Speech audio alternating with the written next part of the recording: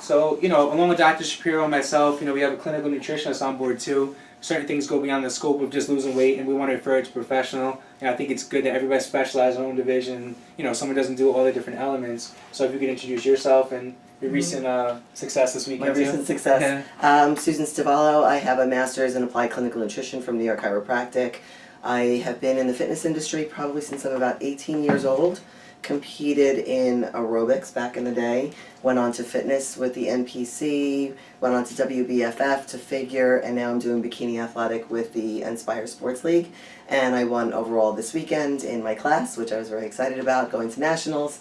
And we actually had a little video about this before, but tell us about some of your clients, and tell us if you could see the one mistake other coaches make with clients that could be dangerous. A lot of coaches overprescribe cardio, cut carbs, girls have thyroid issues. People sometimes do one show. There's a lot of different things. I mean, I coach both and train both men and women bodybuilders, physique competitors, figure competitors, and bikini girls.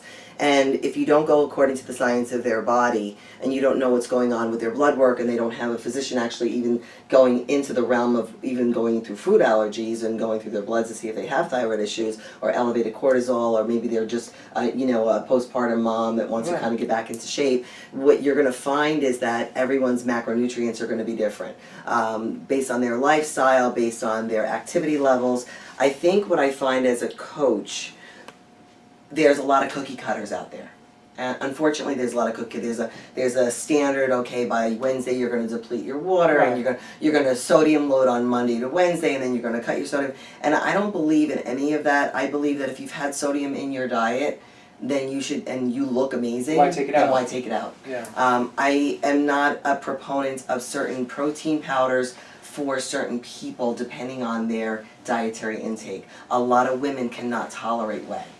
A lot of women rather would do much better with egg white or a beef protein. Where men, on the other hand, they have a better metabolism and they can tolerate a whey protein. One of the biggest, I've seen a lot of female clients with severe constipation issues, and as they diet, I just see it getting worse. They hold water, they bloat, and I think that's huge. They're reabsorbing estrogen. Not going to the bathroom, I think, is just horrible on all realms. So why does that happen so much with female competitors? I think what happens with female competitors is that they do so much cardio because they think they need to be skinny rather than to be lean and muscular. So they'll go to the gym for an extra hour and do an extra hour of cardio but not take in the water. So is it the dehydration? It's a dehydration problem. I mean, I think if you looked at their BUN levels, I think they'd probably be a little bit dehydrated, on an average. Or if their urine is actually very dark yellow, it's going to be... And don't you agree that a lot of coaches, they don't know if clients aren't dropping weight, they just panic and put more cardio in. That's just like a fallacy. Yeah, I've had a client that I coached from, she was living in Bermuda,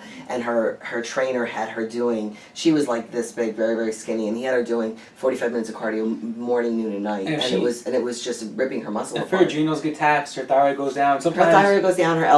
When your cortisol levels, and Dr. Shapiro can tell you, is that when your cortisol levels are elevated, your appetite hormone is going to kick in. So your ghrelin is going to kick in, and then they're hungry. And then you're running into a problem with like a spiking of insulin. When you spike your insulin, you're not going to lose any body fat. And then people do these shows, they binge after the show, their thyroid shut down, they gain tons of weight, and they can't What happens also, I think, when you deplete with water, and I tell all of my athletes, whether it's a male or a female, is that the way that you pyramid down to your dehydration, you have to make sure, because you're dehydrating your brain as well, you're dehydrating your whole body. So you don't want to overload your body with water, because then you're going to have electrolyte imbalance, and then you could have a heart attack, right? For the most part. So one of the important things you mentioned here is insulin and cortisol, and what we find is a lot of patients who have high insulin and cortisol levels, they're holding on to body fat all day long because of this binding free fatty acids. So high insulin, high glucose, high cortisol is not what we want.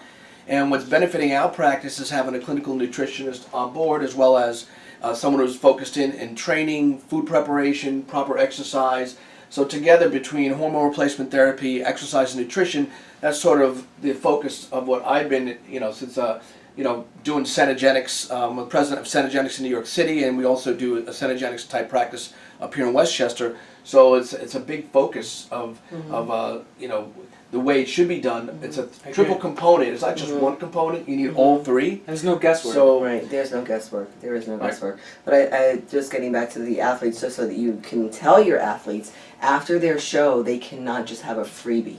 They can have a cheat meal and they can enjoy their cheat meal, but they really need to go back to their 2-week out plan. I've seen people go to the hospital from water retention. From water to such retention to extreme- edema. That's And too then they're taking extreme. diuretics, they're cutting water on top of that, and then yeah, it's bad. And then, of course, depending on the diuretic, whether it's potassium sparing diuretic like L-dactone or spirulactone or diazide, I think is that a yeah, it's a bop. it's also so, Yeah, or if they're abuse taking without Lasix, supervision. yeah, right, without Yeah. supervision. So, or they're taking Lasix, and they Yeah. can. I mean, I had a client take 100 milligrams of Lasix, and she was in the hospital. I mean, she Yeah. almost had a heart attack and died. How could someone reach you? I'm gonna put a link on my website to both of them, and but you know, if someone wanted to reach you independently, if they have something serious going on, they just need help. You know, what's the best way that they could reach They you? can reach me either via my cell here in the office, or I have a website. It's bdyshaper.com, Okay. which I have a website before and after pictures of my athletes and my credentials and so on. Like I said, I think the best thing now is just, it's re-education, right? People, you know, thought things were one way. Science improves, people don't catch Right. on. And I am a So- continuing education provider for NASM, ACE, and AFA.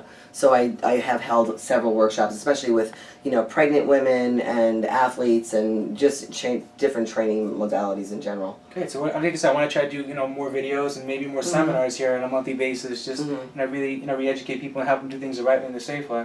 So thank you so much. Thank you so much. thank you.